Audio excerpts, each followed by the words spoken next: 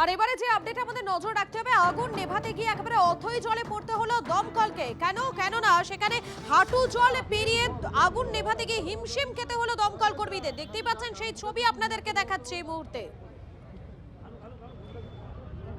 দেখতেই পাচ্ছেন আগুন নেভানোর কাজে যাচ্ছেন দমকল কর্মীরা, হাঁটু জল পার করে যেতে হচ্ছে তাদের। তারাতলার এই ছবি দেখা যাচ্ছে।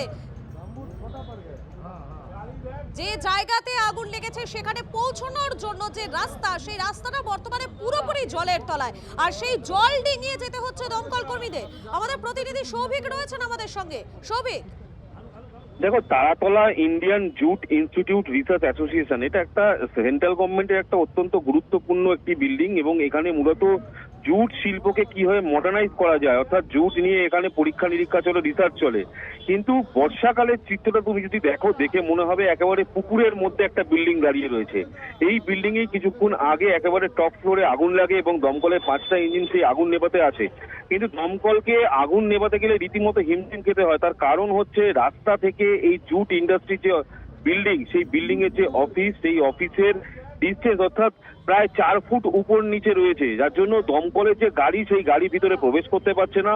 ভিতরের মধ্যে 1 কোমর সমান জল, দমকল কর্মীদের সেই জল পেরিয়ে ভিতরে ঢুকতে হচ্ছে, পাম্প লাগিয়ে বিল্ডিং এর ভিতরে।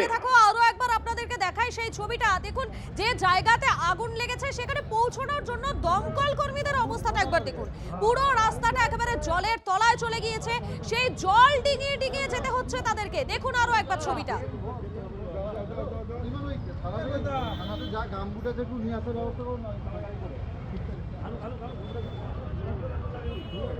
দেখাচ্ছি আপনাদেরকে সেই ছবি দেখাচ্ছি, দেখতেই পাচ্ছেন আপনারা। আমি আরো একবার সৌভিকের কাছে চলে যাবো। সৌভিক, এই জায়গার যে পরিস্থিতি, এটা কতদিন ধরে এরকম রয়েছে, মানে জলটা কতদিন ধরে জমে রয়েছে?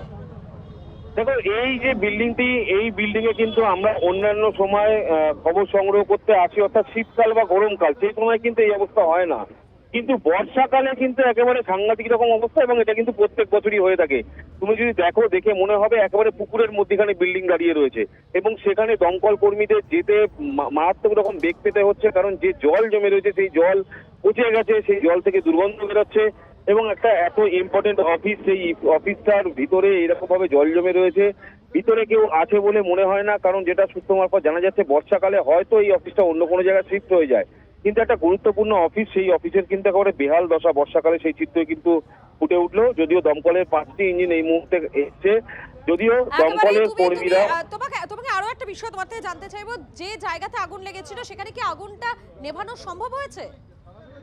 হ্যাঁ, একদমই তাই। দেখো, এটা একদম বিল্ডিং এর টপ ফ্লোরে আগুন লেগেছিল, যদিও অফিসটি বন্ধ। কোন রকম ভাবে আগুন লেগেছে, কি থেকে আগুন লেগেছে সেটা কোনো পরিষ্কার নয়।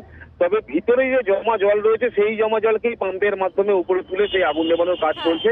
আগুন আপাতত নিয়ন্ত্রণে আছে, সামান্য কিছু পকেট ফায়ার। আমাদের সঙ্গে থাকো, একবার ভাবুন দমকল কর্মীরা আগুন নেভাতে যাচ্ছেন, কিভাবে যাচ্ছেন, একেবারে 1 হাঁটু জল ডিঙিয়ে যাচ্ছেন।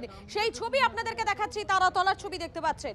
এবং শুধুমাত্র এখানকার ছবি নয়, এর আগে এছাড়াও একাধিক ছবি আপনাদের সামনে আমরা তুলে ধরছি। কলকাতা থেকে শুরু করে হাওড়া, বিভিন্ন জায়গায় ছবিগুলো দেখুন। একেবারে খানা খন্দে ভরা রাস্তা দেখাচ্ছি সেই ছবি। কলকাতা, হাওড়া, শিলিগুড়ি, পূর্ব মেদিনীপুর, পশ্চিম মেদিনীপুর, বিভিন্ন জায়গায় কিন্তু একই ছবি ধরা পড়ছে। ঝাড়গ্রামের ছবিটাও দেখাচ্ছি আপনাদের। TV9 বাংলা সুস্বাস্থ্য 2026। যাদের হাতে আমাদের প্রাণ, তাদের জানাই সম্মান। যে চিকিৎসকরা আমাদের জীবনটাকে ঘিরে রেখেছেন, তাদের সম্মান জানাবো আমরা। TV9 বাংলা হেলথ কনক্লেভ, পুরস্কার যেগুলো দিচ্ছেন তার জন্য চিকিৎসকরা উদ্বুদ্ধ হয়। স্বাস্থ্য পরিষেবায় সেরার সম্মান। দেখুন TV9 বাংলা সুস্বাস্থ্য, শনিবার বিকেল 5টা বেজে 25 মিনিটে TV9 বাংলায়। TV9 বাংলা, না দেখলেই নয়।